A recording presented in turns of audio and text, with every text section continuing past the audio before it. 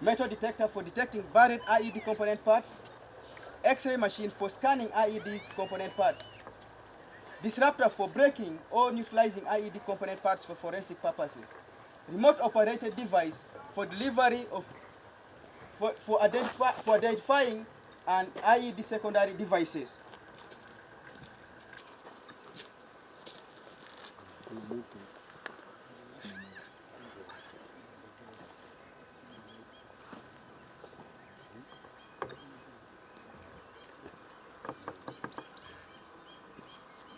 He has already placed the charger, the item, so it's now being driven back. Commander, demonstration. Stop. Take over. Team, move.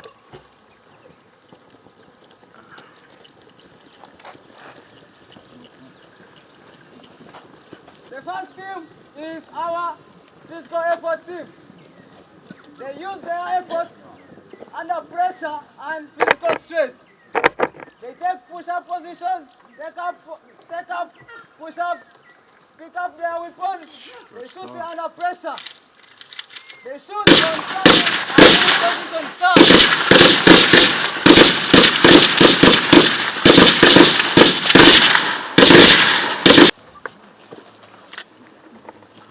Principal, Mr. Frank. Principal. Oh, them two.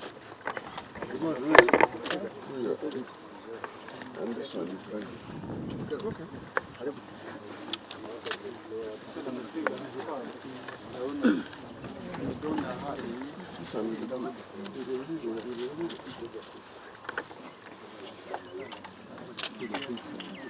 As you can see, the team leader and the firer are placing the charge on the window, or the door, sir. Sir, number 7 is the firer and is going to provide the outside security. He's going to count from 5 downwards up to 1 before firing, sir. 3, 2, 1. Sir, after room clearance, the assault team will yield assault to 1, 2, 3, 4.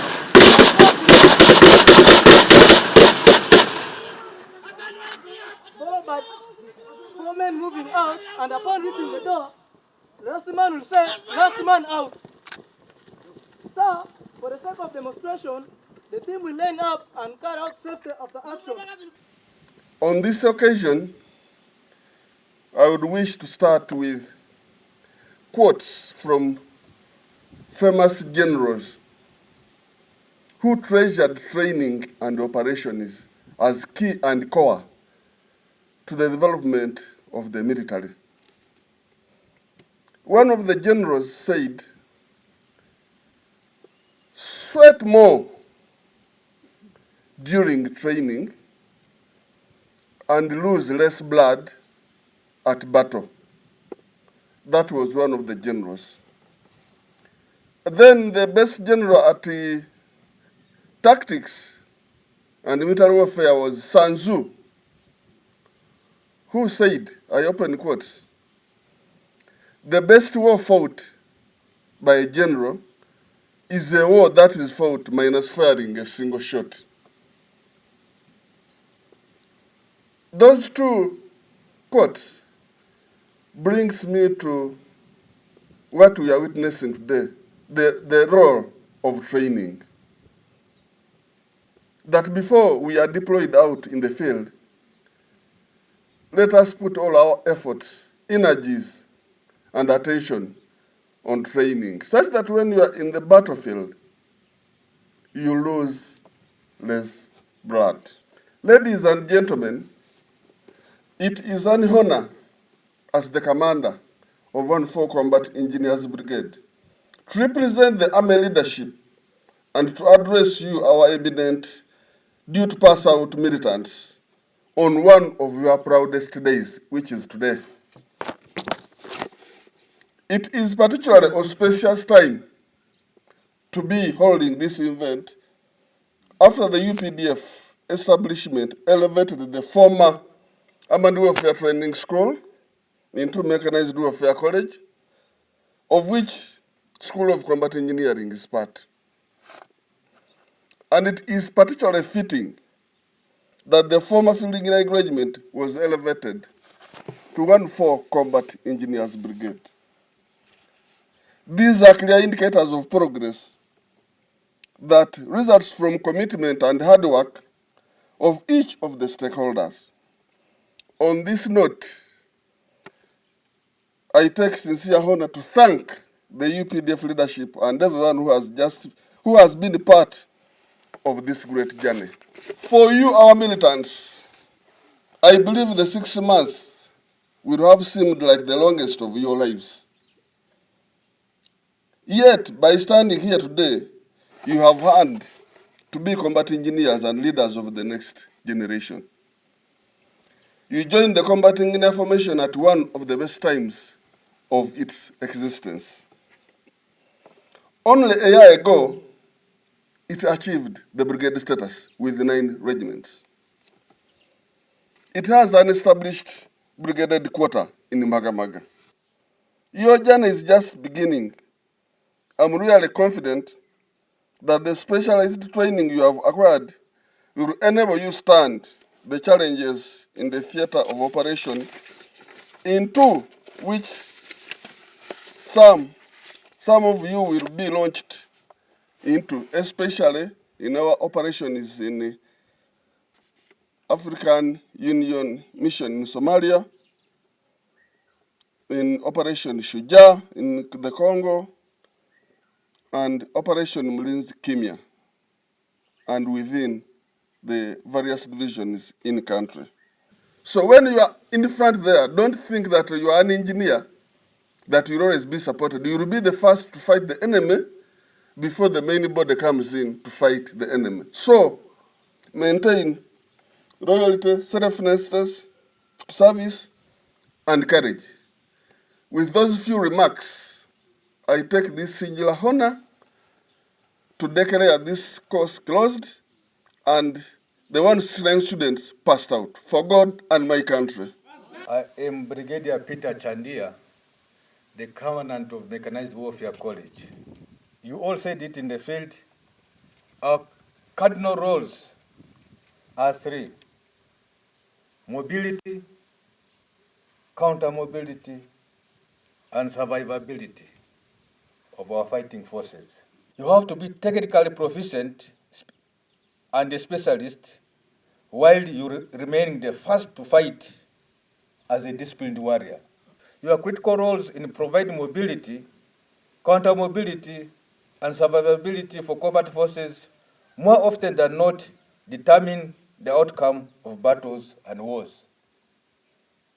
Because when you fail, if you fail to provide the mobility, if you fail to impede enemy's mobility, if you fail to provide our survivability, then the war will be lost. I urge you to go out there and serve, guided by our core values of loyalty, duty, respect, selfless service, and personal courage. In conclusion, as you leave SOS and Mechanized Warfare College today, carry the weight of the responsibilities of and the roles of a combat engineer with you. The battlefield of tomorrow is complex, but your mission is clear. Lead with honor, build with precision, and fight with courage. Today, the 19th December 2025, we are here to witness the pass out of 169 students who have been undergoing basic combat engineering level 3 course intake 20 of the year 2025.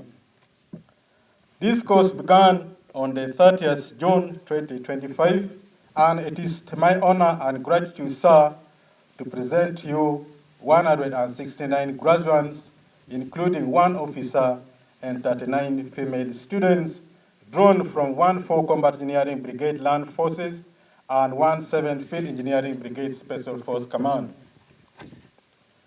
The journey to this point as made possible by the tireless effort, support, and vision of the Army leadership.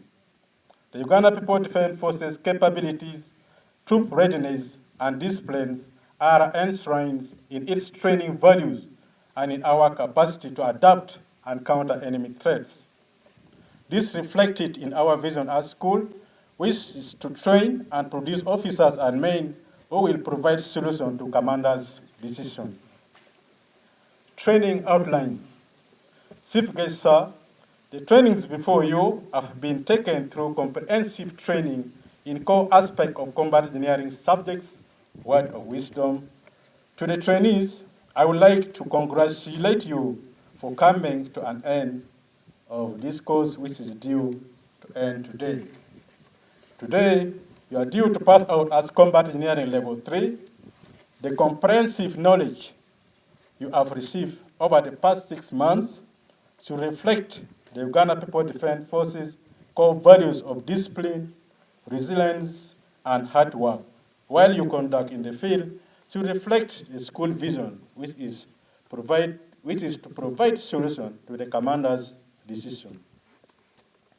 You are therefore not expected to be a problem analyst in the field, but solution provider, and your conduct should reflect the values of this school. You will always be synonymous with its growth, and as you take pride in what we have achieved today, take the lesson that all things can be achieved. Attend to your assignments with a positive mindset and avoid reckless living so as to be able to achieve more in life. He has only been the only officer in this course.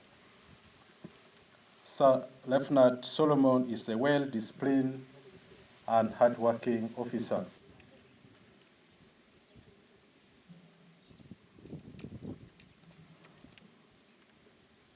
Next,